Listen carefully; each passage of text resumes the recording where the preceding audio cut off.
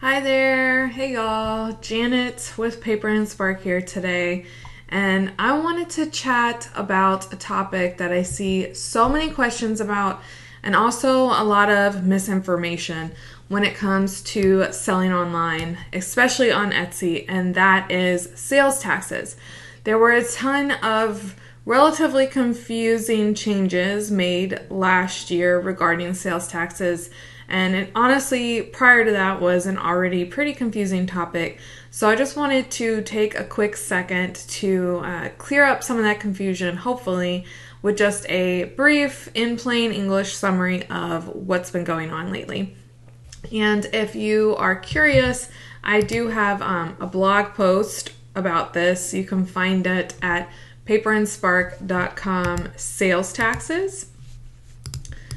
Let me add that real quick.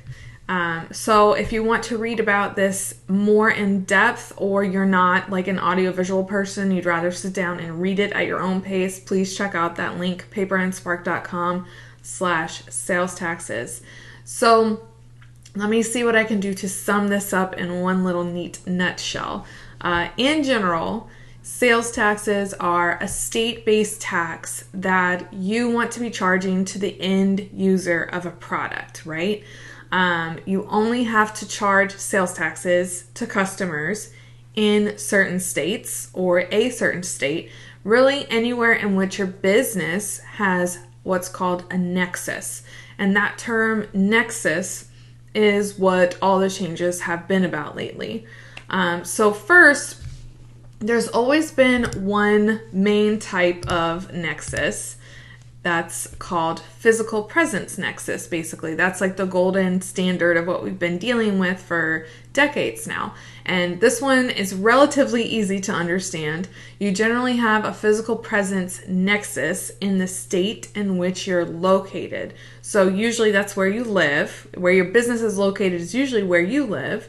I live in Texas, for example, so my business has a physical presence nexus in Texas. It's like a bad, nerdy version of a country song, right? My nexus is in Texas. Now, you could have a physical presence in a state for other reasons than just where you actually reside. Like you might travel to another state to sell at a craft show, for example. A lot of Amazon sellers have this issue where they're storing inventory in a warehouse in another state, and sometimes that can create a physical presence nexus. But in general, it's usually, at least at the very least for most of us, the state in which we're located. And that was kind of just how we had to think and worry about sales tax up until last year when some changes started making. So last year, we were introduced to two new types of nexuses, nexi. I don't even know what is the plural of nexus, but whatever. Meaning, we're now responsible, potentially responsible, as business owners for dealing with sales tax in other states than just our physical presence nexus state, right? So the first one that is new to discuss is marketplace nexus. This is a new type of sales tax nexus where certain states are telling the big online marketplaces like Etsy, Amazon, eBay, hey, you guys are making a lot of online sales to my state. I need some of that money, you guys. So I want you, Etsy, Amazon, or eBay, to start collecting and remitting sales taxes for my state now, even if you don't actually have a physical presence nexus here. So that's why, starting in early last year, Etsy, Amazon, and eBay, the big online marketplaces, started charging customers in certain states sales taxes pretty much on your behalf. So you may have noticed this happening in your Etsy shop, and you may have wondered what the heck was going on, but that's what was going on, these new marketplace sales tax rules. Now, the list of states that are requiring these marketplaces to do this continues to grow throughout this year. Right now, as of September 1st, 2019, we are basically at a point where half of the states in the United States are requiring marketplace sales taxes now. and that list will likely continue to grow.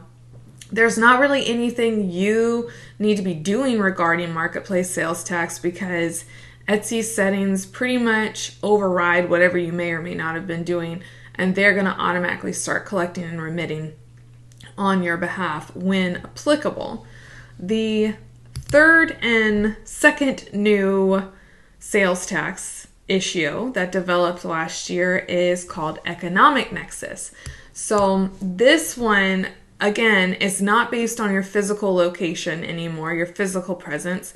It is based on whether you, the individual shop owner, the individual business, so not on a marketplace level, whether your business hits a certain threshold in sales to customers in a specific state. And because everything is so fun, as always, related to these topics, each state has their own definition of what that threshold is, and it can vary from state to state.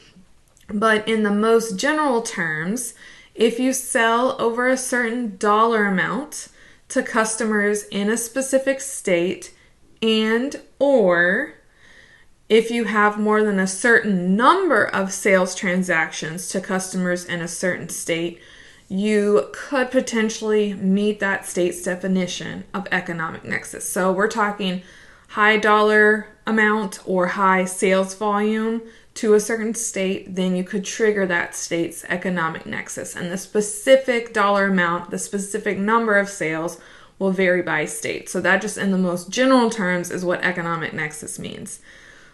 So then if you hit that threshold for that specific state, you could be responsible for dealing with sales tax there as well.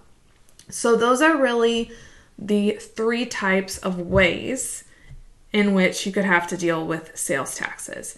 Physical presence nexus, which is the one that we've always been dealing with. Marketplace nexus, which really is kind of out of your hands because Etsy, Amazon, or eBay are going to be dealing with those on our behalf. Or economic nexus, which are those sales volume thresholds that could trigger us. And so hopefully that helps clear up some of the stuff going on, because it kind of feels like these issues are like flying all over the place a lot of the time. But here we go. All right. If you find this information helpful and it makes you want to dive deeper into getting your shop's financial ducks in a row, this is just like one little tip of the iceberg with sales taxes, but there's so much more to understand and learn about. I want to make sure that you get on the wait list for the next course launch of my course, the Get Legit Toolkit. Everyone who is on the wait list is going to get an opportunity to save $100 off of the course price, and the doors are going to open at the end of this month. So I've just shared the link where you can sign up to get on the wait list. And you can also visit it at waitlist.getlegittoolkit.com. That's the link if you are listening and you need to type that in. waitlist.getlegittoolkit.com. The important thing here is really just that you get clear on your financial responsibilities as a handmade seller. You want to understand what platforms like Etsy are going to take care of for you and what you need to be prepared to deal with yourself, because there's a lot of confusion there. Who's going to be doing what can I expect at what time? Should I be expecting anything, right? I know we can have a lot of anxiety on these topics. And I know sometimes it can you feel worried that you're going to like mess something up, or you don't know what you don't know. But in truth, I want you to know that you are totally capable of understanding this stuff. You just have to take a little bit of time and energy and brain space to learn about it and get educated, because knowledge is confidence. Learning about it is really what's going to make you feel better about it and get rid of that lingering anxiety you may have. So if you're ready to take control of these topics, of your business finances and all the sales tax stuff and everything else, make sure you get on the wait list for the Get Legit Toolkit so you can save a mega chunk of change at the end of this month when the doors open.